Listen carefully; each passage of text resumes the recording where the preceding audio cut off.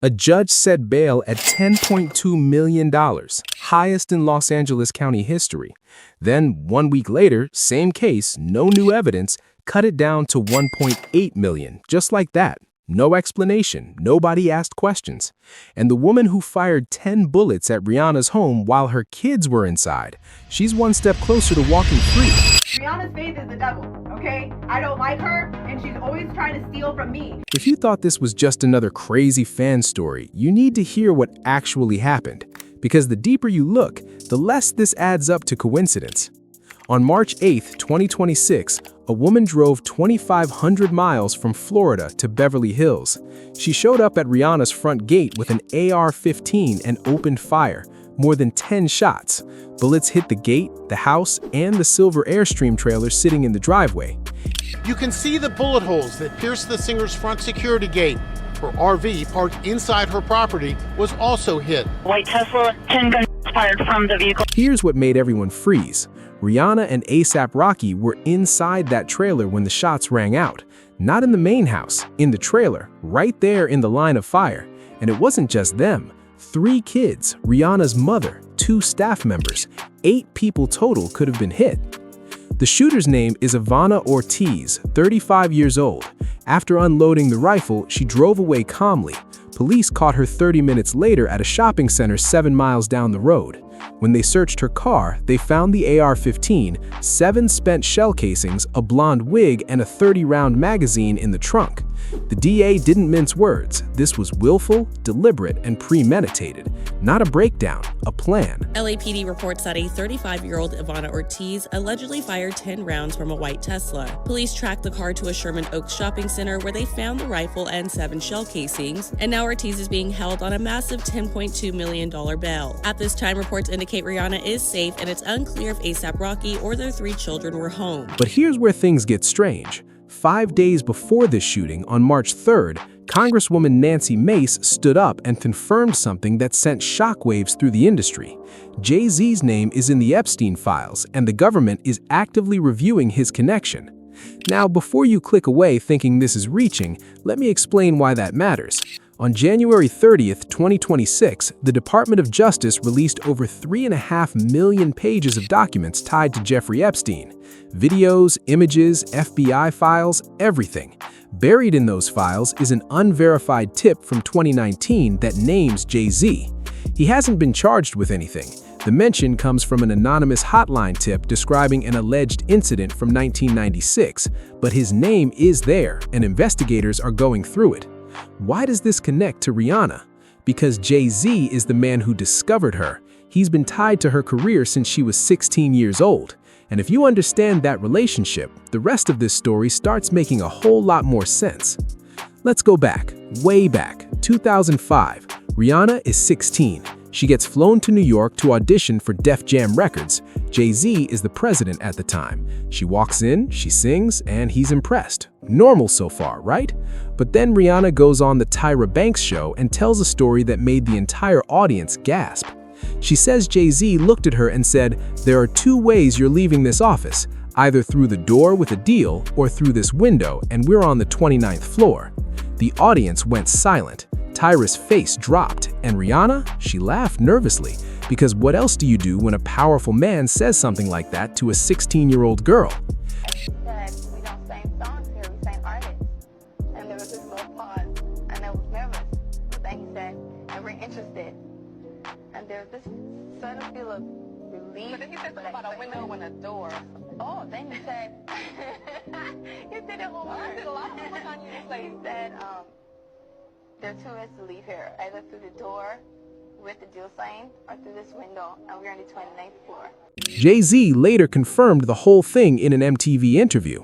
He said they signed her that night, said they didn't let her leave the office. The contract got signed at 3 in the morning.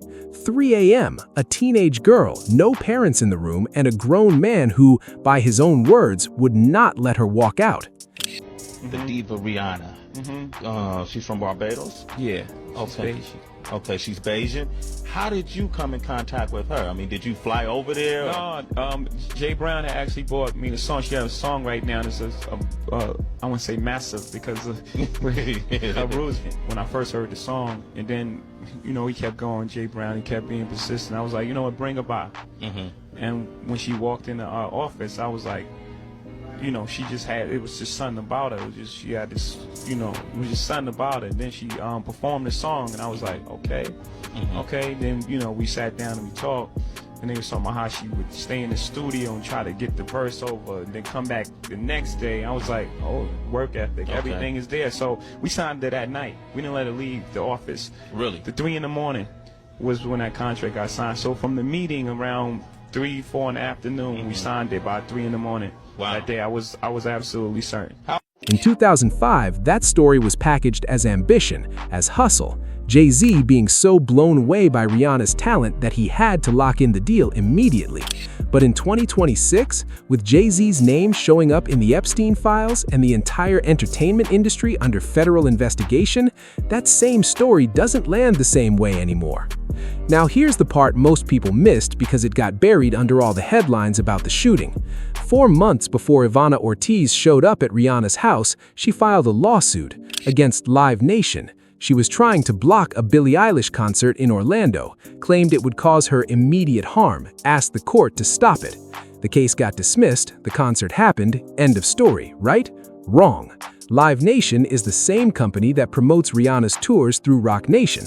And Roc Nation, that's Jay-Z's company, the same Live Nation that the Department of Justice is currently suing for illegally controlling the entire concert industry.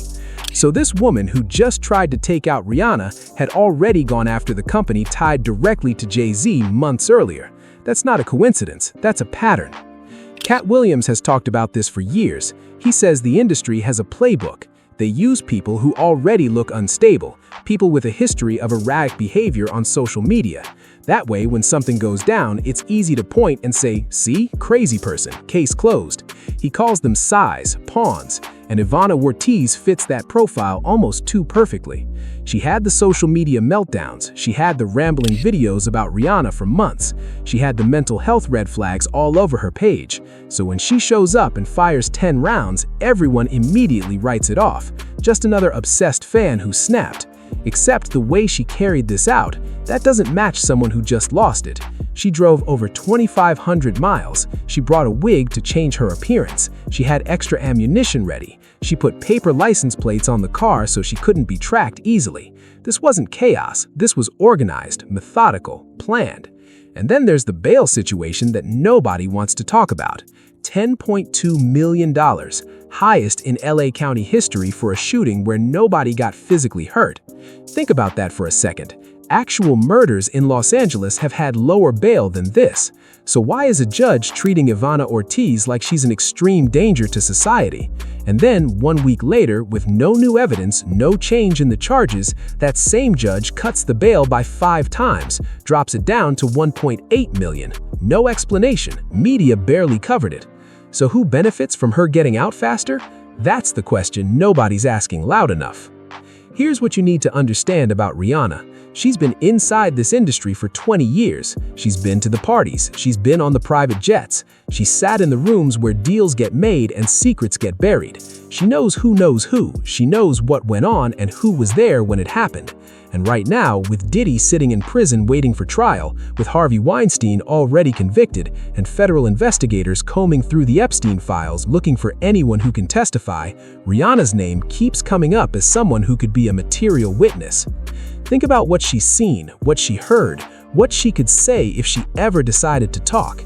She's not just some pop star, she's someone who's been in the inner circle for 2 decades. She's dangerous, not because of what she's done, but because of what she knows. Cat Williams has been pretty blunt about how this works. He says the industry doesn't need to end you, they just need to scare you enough that you stay quiet. They show you, we know where you live, we know where your kids sleep, and we can reach you anytime we want. Send a message loud enough that you get the point. And the very next day after the shooting, March 9th, Rihanna packs up her entire family, drives to Van Nuys Airport, gets on a private jet, Destination unknown. She's gone, and she hasn't come back to Los Angeles since. Her team hasn't released a single statement. She has gone completely dark, radio silence. Now think about that. If this really was just a deranged fan, you don't run. You hire more security, you install better cameras, you reinforce the gates, and you stay in your home. You protect your space. You only run when you realize the person holding the gun is just the beginning of something much bigger. Let's talk about someone who's been noticeably silent through all of this, 50 Cent. And if you know 50, you know that's weird. This is a man who has publicly backed Rihanna for 15 years straight. When Chris Brown attacked her back in 2009, 50 spoke out immediately. When A$AP Rocky went to trial in February 2025, facing 24 years, 50 was posting his support the entire time. When Rocky got acquitted, 50 celebrated it publicly. But March 8, 2026, 10 bullets fired at Rihanna's home while her kids were inside? 50 Cent says absolutely nothing. Not a single post, not one word. According to an insider, 50 did reach out privately. He reportedly called A$AP Rocky after the shooting to offer support, and he allegedly told Rocky something chilling: take Rihanna and the babies to Barbados, because whoever sent that shooter will send someone else. 50's watched what happens to people who speak out publicly. Cat Williams got mocked and dismissed for years. Corey Feldman got laughed off when he tried to talk about Hollywood. Rose McGowan lost her entire career. Kanye West ended up hospitalized. So 50 made a choice. He's not going to name names on Instagram and paint a target on his back. Instead, he's producing documentaries about Diddy, about the music industry, about how power really operates, and he's letting people connect the dots themselves. Honestly, that might be the smartest play anyone's making right now. Now, before we wrap this up, there are two other theories floating around that you should know about. The first involves A$AP Rocky's former crew member, A$AP Relly. These two had a serious falling out that ended in a criminal trial. Relly accused A$AP of shooting him twice. A$AP was staring down 24 years. He got acquitted in February 2025, but Relly's still out there, still angry, and some people have been pointing at him as a possible connection to this shooting. Could he have sent Ivana? Could this be revenge? It's possible. The second theory, and this is the one that's gotten the most traction online, involves Roc Nation. Social media has been flooded with claims that Rihanna has quietly been cooperating with federal investigators, that she's been talking about what she knows regarding Jay-Z's business dealings and the network she's been a part of for 20 years. Nobody's confirmed this, it's speculation. But if there's any truth to it, it would explain a whole lot about why someone would want to send her a very clear message right now, at this exact moment in time, right when the Epstein files are being reviewed and names are being called. Here's what we know for sure. 10 bullets were fired at Rihanna's home. Her kids were inside. The shooter came prepared with a plan. The bail got set at a record high, then mysteriously cut with no explanation, and Rihanna packed up her family and left Los Angeles the very next day. She hasn't been back since. This wasn't about hurting her. This was about shutting her up, about reminding her that walls and gates and security guards don't matter when the people coming for you have reach like that. The message was clear. We can get to you. We can get to your kids, so stay quiet. If this video made you think twice about what's really going on, hit that subscribe button. Drop a comment and let me know what you think. Do you believe Ivana Ortiz acted completely alone, or do you think this goes way deeper than what we're being told? I want to hear what you actually think, not just the safe answer. And if you found this information valuable, smash that like button so more people see this story, because this deserves way more attention than it's getting. I'll catch you in the next one.